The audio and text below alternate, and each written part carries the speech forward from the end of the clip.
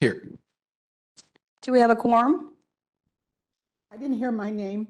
I'm sorry, I didn't, if you did. This is Adelita Kentu. Oh, Dr. Cantu is here. Do we have a quorum, ladies? Not yet. We're lacking one member for a quorum, and here he is.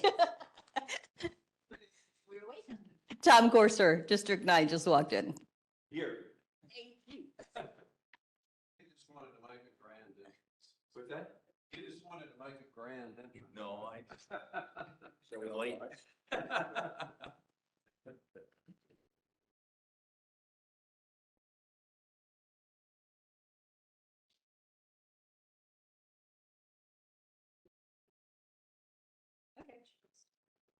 Okay, we'll be led by the staff on invocation and the Pledge of Allegiance.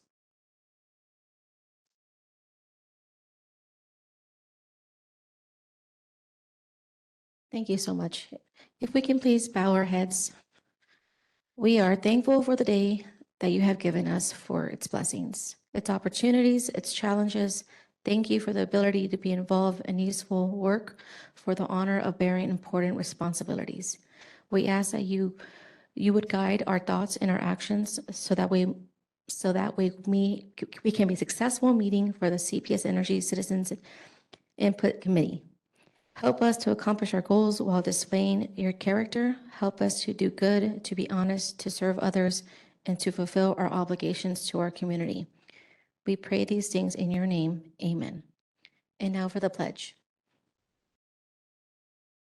I pledge allegiance to the flag of the United States of America and to the republic for which it stands, one nation, under God, indivisible, with liberty and justice for all. Thank you.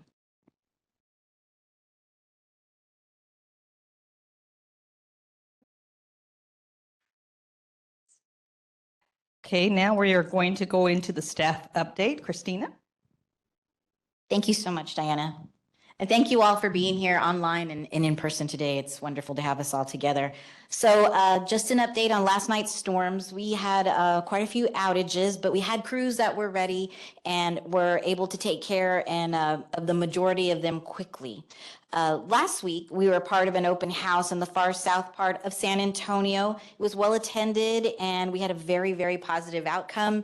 That was to inform the neighborhood about some new lines that will be going in. And so it was, again, a very well attended and very positive event. Yesterday was the state of the city and CPS was mentioned. The mayor did thank us for all of the efforts that we have made to ensure that we always have coverage for outages rather, and for the programs that we have continued to have for the community, to make sure that not only can people afford their bills, but should there be an outage, there's always a backup system with crew to go out and to help take care of the community itself. Saturday is CPS's annual Kid Fish event at Calaveras Lake. We're expecting good weather for that, and we're all looking forward to it. We'll have several of our employees on site who will be helping children to fish and to release and take pictures and do all kinds of fun stuff. I'll be there baiting hooks, so expect pictures. Expect pictures from us. Monday, CPS will be hosting a tabletop exercise here at headquarters with city, county, and other state and local agencies to keep our crisis skills sharp and to help better serve our community. We're excited about this. We should have several people from outside of CPS here, and it's going to be a great event. Christine, what skills? Our crisis skills. Yes, sir. The group that's coming in to help, and CPS employees included, they don't know what kind of event we're going to hand them. I was part of the planning committee, and so we got to put together something that we thought was relevant and challenging.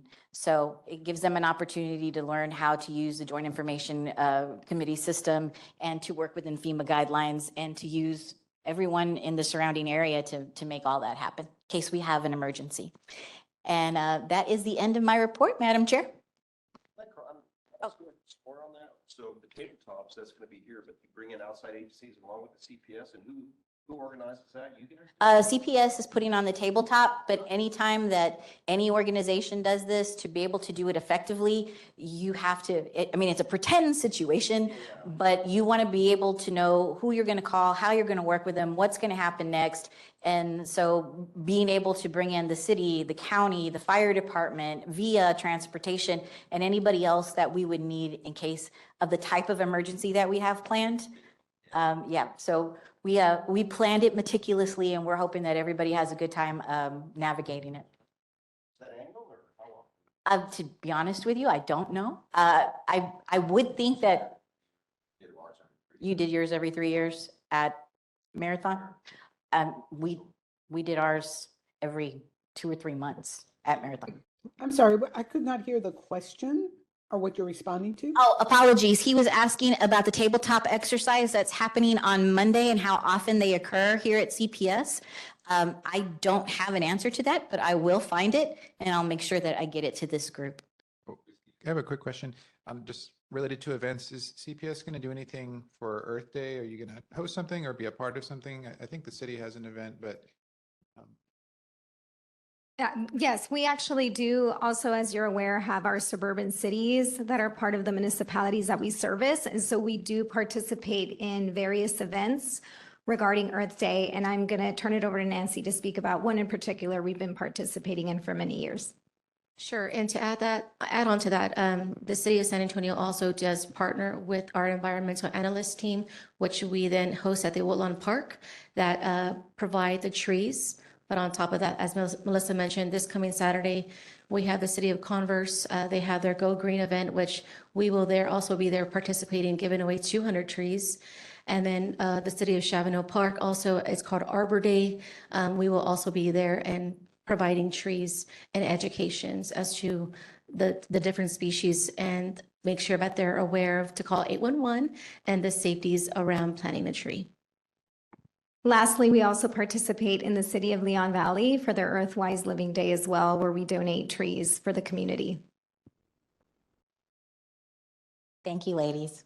That's the end of the staff report. I'll turn it back over to our illustrious chair. Thank you, staff. That's wonderful as always. All right, now we're going to go into the approval of the meeting minutes from March the 13th. Has everyone had a chance to review and go over or catch any modifications needed?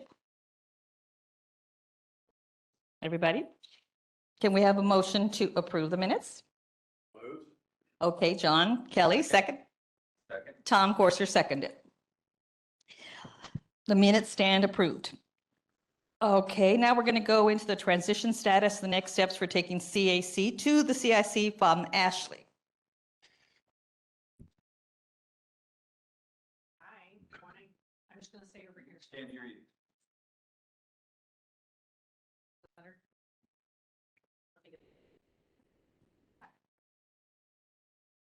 Okay, that's better. So I'm going to stay sitting over here. I'm Ashley Glotster, Senior Counsel. As you guys noticed, the board did take action at the last meeting to approve the bylaw changes. At that meeting, there were several amendments by trustees that were considered. Some were approved and added to the bylaw, some were not. So I think I'll just quickly go over the changes and then we can have questions or discussion, however you guys want to do it. Of course, the big changes is changing the name to the Community Input Committee. So there is a transition clause at the end that says that the bylaw changes will take effect within 60 days. So as of today, you all are still the CAC, but you will be transitioning to the CIC. The purpose and mission were clarified to make clear that the purpose for the CIC is the bidirectional flow of information from the board to the community and then back again. Also, providing any input on key initiatives that the board asked or management asked. And then, of course, utilizing diverse membership and perspectives to kind of provide both of those things. So the composition did change. There will still remain the 10 members appointed by City Council and the 5 at-large members. The change with the at-large members is that 2 of those will be residents from outside the city of San Antonio, but still within the service area. The appointment process for that will not change. You all will still solicit applications, review those applications, and then put forward a name for the board depending upon how many at-large vacancies there are. For the 4 members that will be appointed by the Board of Trustees, they will have to reside in each of the 4 quadrants. We're anticipating an application process for that. We're still working out the timeline and the details for that, but anticipate that we will work on that mostly in May. And then our goal is that at the June board meeting, all of the vacancies would be filled. So that would be the 4 new members. And then, of course, I know we're working on Bill Day's at-large position. So all of that would happen at the June board meeting. And then after that, you all would have a full committee of the 19 members. So changes for the actual CIC meetings, you all will have to meet at least quarterly, the full committee. Those meetings will be open to the public, so you could have public input if somebody wanted to come and speak to you all. It does require that the quarterly meetings be in person. And then we will record those, we'll post those meetings on the website, which we're doing now, but that will be kind of a change. Instead of doing minutes, we will just post the recording of the meeting as it happened. And we'll continue to post those on the CPS website. So meeting reports, this was clarified as well. Reports will be provided to the Board of Trustees. And we imagine that to be somewhat similar to how the actual board committees report back in some sort of executive summary over what you all discussed at the CIC meetings and what was happening within the subcommittees. So expect it to be kind of a streamlined report over, discussion topics or action items taken, those kinds of things. And then, of course, one of the specific requests in there is that if there is feedback that you all receive from community members or feedback that you guys have come up with yourselves based on conversations that you guys think the board should be considering or a discussion that they should be having, the board wants to hear from you all on topics that should be coming before the board, those kinds of things. And of course, you have Chris here and then the rest of the great staff that will help prepare those reports and do all of that. The chair-elect position was eliminated. So all those duties were kind of combined into the vice chair. So that'll be a little bit more streamlined. There'll be the chair and the vice chair and then the past chair. And there was 3 subcommittees that were created. One was power and technology, one was rates, finance, and then business. And then one was customer relations and communications. So each of those committees require at least 6 members. I know as you all move forward with the discussion, I think there's interest in just gauging the committee members on interest, but each of them has to have at least 6. So there's not a maximum. But we wanted to at least have 6. Each of those subcommittees will have a chair and vice chair. The CIC chair will serve as an ex officio non-voting member. So the role of the chair is kind of just to check in on the subcommittees and see what kind of help they need. All of the subcommittees have to meet at least annually. Of course, we anticipate that they would probably also meet at least quarterly to kind of supplement how the CIC is meeting, or maybe more frequently, depending upon the issue that's coming up as we move forward with a rate request or reviewing the power generation plan. There might be a need for the subcommittee to meet more frequently.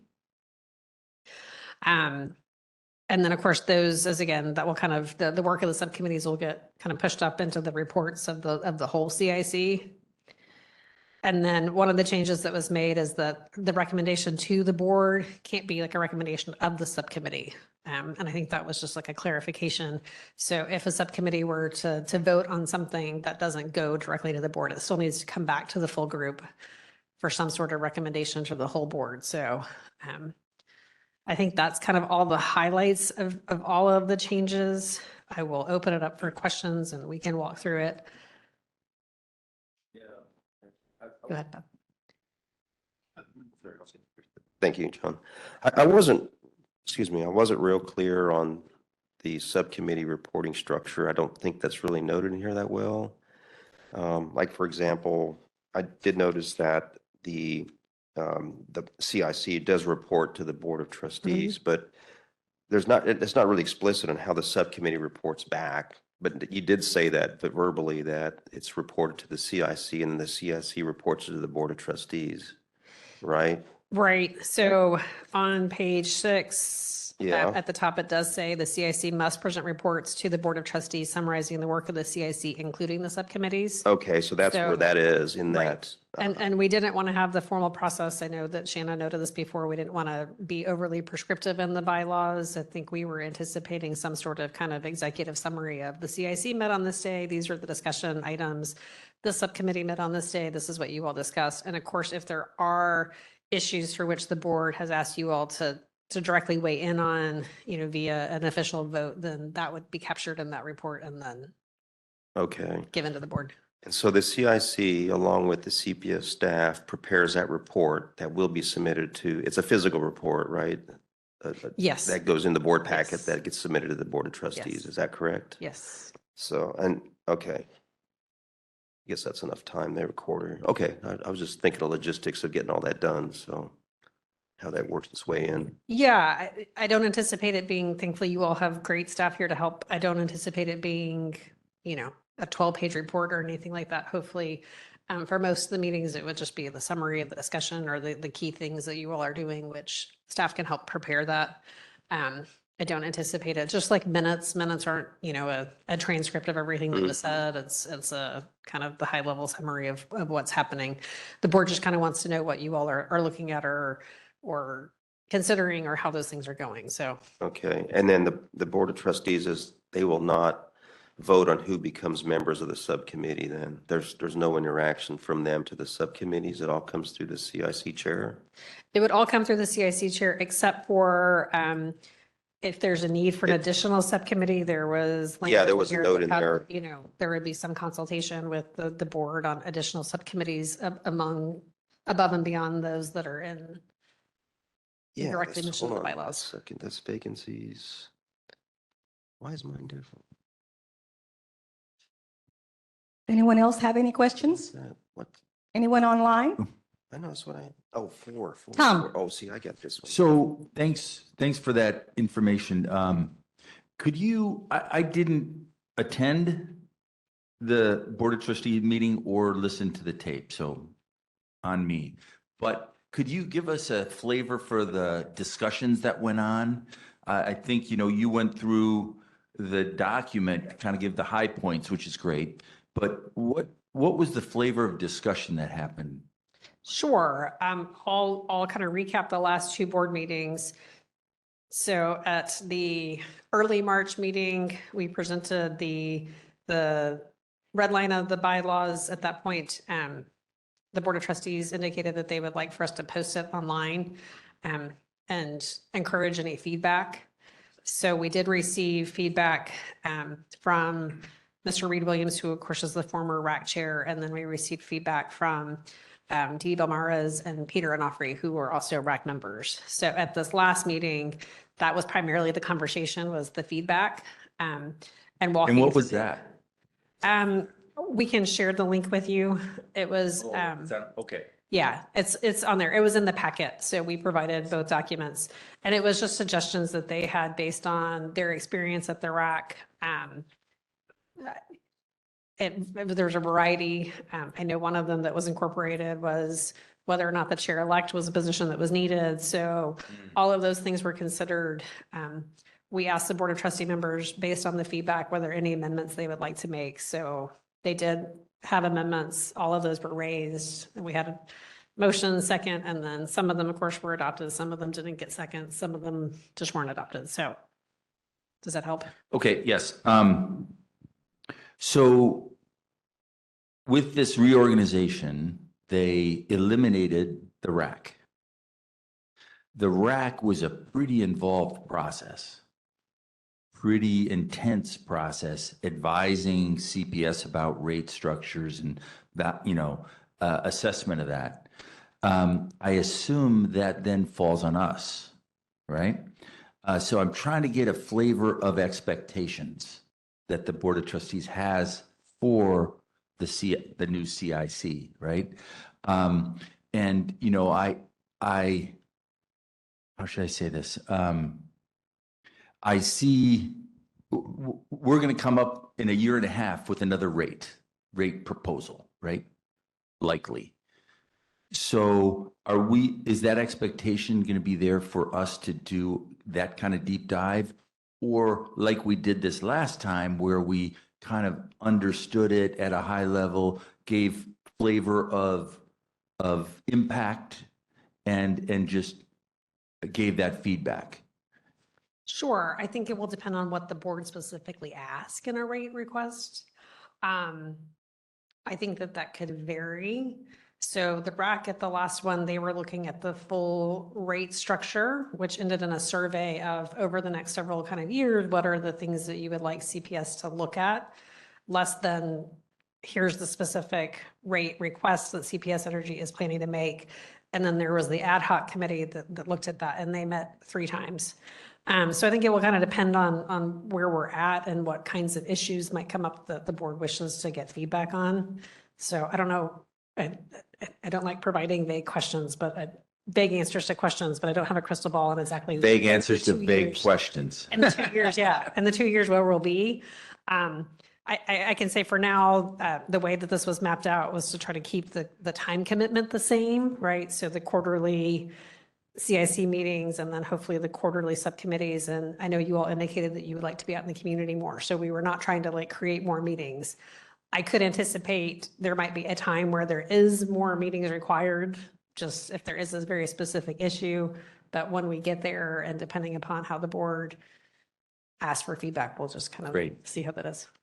Maybe the last question, I don't know. But point of contact at the Board of Trustees, is there a person, one of the trustees appointed to say, we're going to run interference with the CIC, or are they all going to kind of come in as they wish?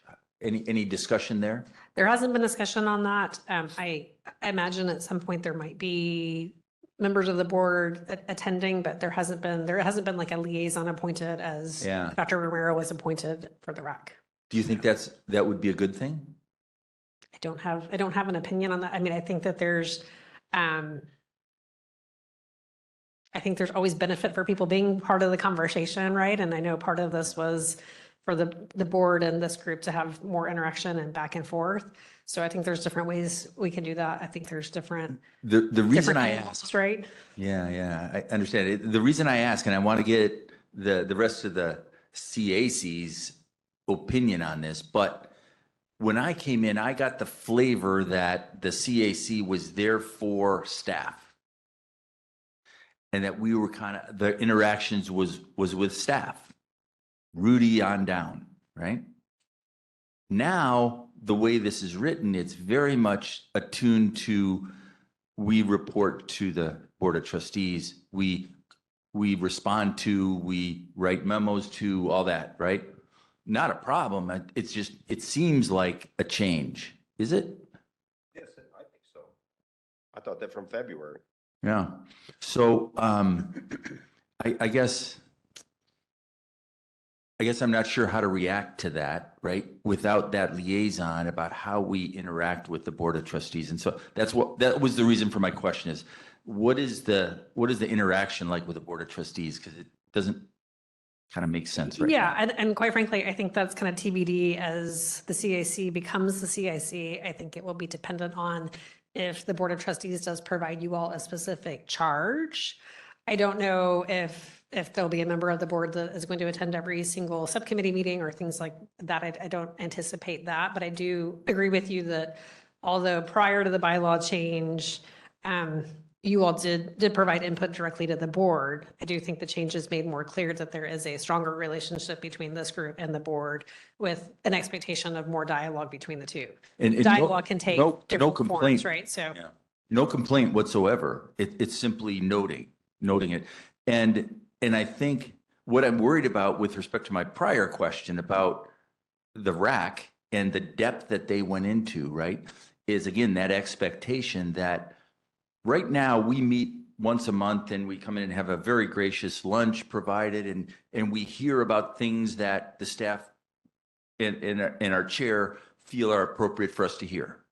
And we digest that, we react to it. Whereas if the Board of Trustees comes to us and say, boy, we have this flare up in the community, or we have this issue that came up from a PR perspective, or we have this rate thing that we have to absorb, or we just acquired some new companies and there's all sorts of I'm making this up, but make objection to that acquisition, right? And they look to us to opine about that. I'm not informed, right? We don't have data. We haven't been out there collecting information. So that's why I worry so much about the expectation of the Board of Trustees on this entity when we aren't informed appropriately. That makes sense? That makes sense. And I completely understand your question and your sentiment there. But just like we have presentations at these meetings, it's my understanding that anything that you're asked to do research on, you'd still interact with staff. We'd still make sure that you have the background information. It's impossible to form an opinion or a suggestion or, a recommendation on anything unless you know about it. So it will be our staff's onus to be able to give you all the information that you need to be able to have a educated opinion, form a suggestion that's being asked or a recommendation for the Board of Trustees.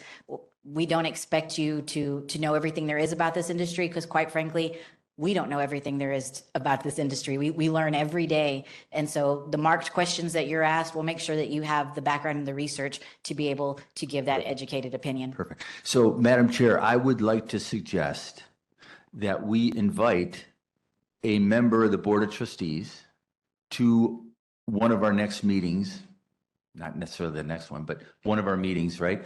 And kind of have that dialogue, right, about expectations. Because in my mind, that's the foggiest part of the whole proposal. I don't know. What do you think, Madam Chair? Would that be a possibility? Knowing that the trustees' schedules? I think. You don't think so? I'd rather have Rudy. We could certainly ask and see if that's appropriate, and then we can get back to the group. But the way things stand now, or at least in my mind, if you have a question and you need clarification, again, we can get that clarification for you and get it sent out. Having a Board of Trustee member here, while I think that is beneficial to everybody to give them access to you and you access to them, I would think that you need faster answers than next month. And we can provide that for you through the staff. Yeah, it's not a topic of a question, specific question on a topic. It's more about just opening up that dialogue, right? And understanding from their perspective what we can do to help them and having them understand from our perspective what they can do. Okay, but Sorry. this is my sixth So- year and my final year. In those 6 years, we've never, other than the introduction of Janie when she became, the charge of the board, we've never had a trustee here. Rudy's always represented them. And Rudy has always been the liaison between us and the board. And it's been like that since 2018, since I've been on board. That's it's a worked out question well. that I would have to, elevate above me. And certainly we get back to you guys and let you know what the consensus is on that. Tom, I would just chime in and say that I would kind of like the idea of having a board member come and visit with us myself, because since like you, I didn't listen to the last board meeting. I should have, but I didn't. So I'm faulted for that. But I think that I think it would help us all understand what the expectations are. Clearly, I think the intent is to get us the CIC more active, interacting with the community and the board, kind of the two-way street there, and having us be more of a facilitator than we have been in the past. The CAC, in my opinion, had a lot of limitations on our ability to really reach out to the broad community and get broad input. I think we probably were not as successful at that as we could have been. And the way the CIC is set up, I see the intent there to be a more broad interaction. But I think it would really help. In my opinion, I agree with, I think what Tom's saying, that it might be useful to have a dialogue with one of the board members and, just let's kick things around a little bit. And all of our intention is to help CPS be more successful in interacting with the community. Well, I know that the bylaws from when I started have always included the phrase that we have, they encourage the CIC or CAC members to attend at least two board meetings with it throughout the year. It's part of the bylaws. It's always been that, but it's never been stressed until these new changes. I would think that that would keep the group informed. You would be able to at least see what goes on in a board meeting. And I encourage that more so this year to be more involved in, not to attend every single one, but to at least try to attend two, especially when it came to the topic. Because the past two, I have been in attendance, and the past two meetings have included the bylaws proposals. So I just encourage y'all to read up, attend the meetings, at least two a year, especially when it comes to anything that's going to change anything the CAC or CIC group is working with. Thank you, Madam Chair, and thank you for your feedback. We also have Dr. Cantu online with her hand raised. Yes, good morning, everyone. Or morning, I think. Well, good afternoon. It's now 12:03. So just wanted to add some comments from someone who did have experience of being on the RAC. I think it was certainly a lot of work, intensive work, but I think one of the things that was a product for this RAC and the work we did on RAC is knowing that there will be other rate hikes. And our goal, or at least from my perspective, our goal was looking at these rate hikes and how to make them more equitable given the situation that we have in San Antonio with level of poverty, the number of people that are delinquent, disconnects, and everything else. So that was to me, again, the major goal. And hopefully that will go forward when other rate hikes are looked at as well in terms of equity. So just wanted to put that in a bucket that we had discussed that. And hopefully that discussion leads to how future rate hikes are looked at from that perspective. The other thing I wanted to mention is that the RAC came together because of the mayor and the mayor's desire to have community and expert into the rate structure at CPS. And as we all know, 2025 is going to be another election year, and our mayor is being termed out. So all that said is that everything may change too.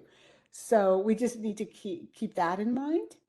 But I hear your concern about future rate hikes, and I'm hoping that what we did at the RAC will also have implications for those future rate hikes.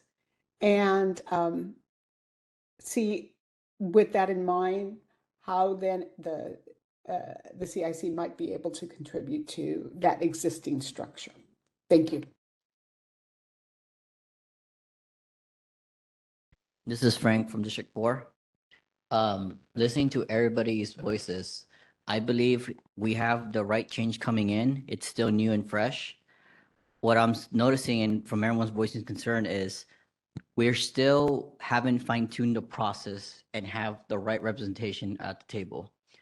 Our answers and questions can only be enough if we have the diverse voice and diverse representation, especially if we don't have no one from the board or a liaison of the board here to come have that immediate discussion with them, to have a face and a representation. And given that some of the current issues we're facing, some are more time sensitive and others we have time for. In either scenario, we would need someone physically here to come talk to us and give us an appropriate voice for that group. Currently, as it stands, we have no one from the board or a representative for the board, but we do have representatives for CPS Energy, and we have representatives from districts 1 through 10 and at large. And I think to complete the process and complete the change, to have everybody's cemented support is to maybe find a way to address that process.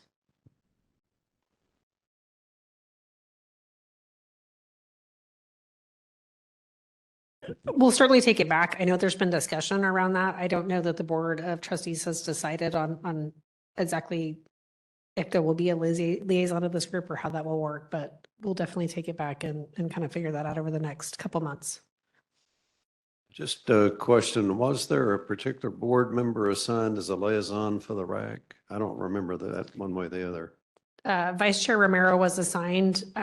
I don't, Oh. and Dr. Cantu, you can correct me if I'm wrong, because I don't think that she was a liaison for the entire time that the RAC existed. I think that once she was appointed, she became a liaison. You talking about Dr. Dr. Romero. Dr. Romero? No, she did come in as a liaison after her appointment to the Board of Trustees. I don't believe she was there, the Board of Trustees, when the RAC got started. I think that's correct. That's my recollection as well. So as soon as she was appointed, I think the mayor gave her that activity as being a liaison between the RAC and the Board of Trustees. And she did attend many of the meetings of the RAC. So if there was a possibility of wanting to get a trustee to come to our meeting, Dr. Romero certainly would be very capable of talking about the RAC and this perspective from CPS as well. Could I pose a question to Dr. Cantu? Can you hear me, Dr. Cantu? I can. This is John Kelly. I was wondering, in having board member Romero involved at some, or attending at least some of the RAC meetings, did that interfere with the robustness of the discussion? Did that throw any kind of a chill over things? I just, that's a concern that you wouldn't want to have happen. Not that I would think it would have, but I'm just curious, did that impede the robustness of the discussion at the RAC, having a board member there? A good question. And no, it did not. I did not perceive anything at all in terms of any hesitancy to speak. The RAC and the meetings of the RAC and what we did offline were very robust, because we did have, well, which we should have, we had various expertise there with voices from all aspects of the community, from not only the customers, but the business, the nonprofits, etc. And everyone was allowed to give room to their voice, and Dr. Romero was in the background. A couple of times that she did talk about what our charge was, but her presence was always in the background, respecting everyone's voices. So I'm going to take you back, Dr. Cantu, to your first comment about what the RAC did in terms of equity and understanding impact of rate hikes and so forth. Did you mean to imply that that was just its purpose, or that the work that you did contained a body of kind of knowledge, if you will, that can be used on future rate hikes and that we don't have to repeat that? I'm not sure what you were implying. Sure. Thank you. And I'm sorry, I wasn't clear on that. So when I joined the RAC, that was my understanding that initially brought the RAC together, is looking at rate structure. However, as the RAC developed and contributed to that, one of the other things that became clear is wanting to hear CPS, wanting to hear from us about generation planning and what the future would look like in terms of generating energy, and taking all voices into consideration with that. And so there was an input from RAC into the generation plan that CPS has put out in terms of they're getting away from coal, they're utilizing more renewable energies, and the plan for the next 10 years. So the RAC did have some input into that as well. Thank you, Dr. Gunther. And in that same vein, we have sign-up sheets for the 3 subcommittees that are here on my left side of the room. I invite you guys to come and look at them. We're asking for you to give us your first decision to be on a subcommittee and maybe a second in case one subcommittee gets full. We will give those to our chair. We'll have a discussion with her and people will be assigned to subcommittees. Look at things that meet your interest. As you said, Tom, you know, there are just some things that we're not aware of, but I think we have varied enough topics that you can find something that's, you know, in your wheelhouse and something that will make sense to you as we give you that educational piece. We also have everyone's terms, just in case you're wondering when you termed on and when you may term off. If you have questions about that, and our staff is always available to answer any questions that you guys may have when we're not meeting. You just send us an email, a text, whatever you need to do, and we will get back to you as soon as we can. Do we have any more questions online? None online, but did want to note that if you'd like to email your preference on a committee, you're more than welcome to email Chris or the Absolutely. team, and then we will email the term sheet that we have here for Yep. those in person. Any of the materials that we mentioned, that staff mentioned today that we created for people who were in the room, we will email out to those of you who were unfortunately not able to attend in person today so that you have everything that you need to make those decisions. And unless there are any more questions in the room, do we have any more? Can we go ahead and express a preference now? Or There's a or- pen and Oh, some okay. paper right here. Okay. All right. Before we leave today is really what I meant. Okay. Yes, sir. So I'll turn the meeting back over to you, Madam Chair. Thank you, Christina. All right, for the committee roundtable discussion, is there anyone here on the committee that would like to bring something to the attention of the group? Or online? Okay, go ahead. This is Bob. I know that we received an email about the latest, call it acquisition. It would be nice to get an update on the South Texas nuclear project and where that stands for the next meeting. The South Texas Nuclear Project? Noted. That would be the acquisition of the properties that we got in Corpus, right? In Corpus and Laredo, No? those are not No. nuclear. Oh, okay. Just the nuclear ones. In addition, I think is what you're saying, right? Bob? Okay. Yeah. So we've made note of that. Staff's both. made note of that for you. Thank you. Good. Anyone else for roundtable discussion? Nothing online? Tom? So to complement the request for the South Texas nuclear, it would be great, might be too early, but at some point have a discussion about the acquisitions, Absolutely. recent acquisitions.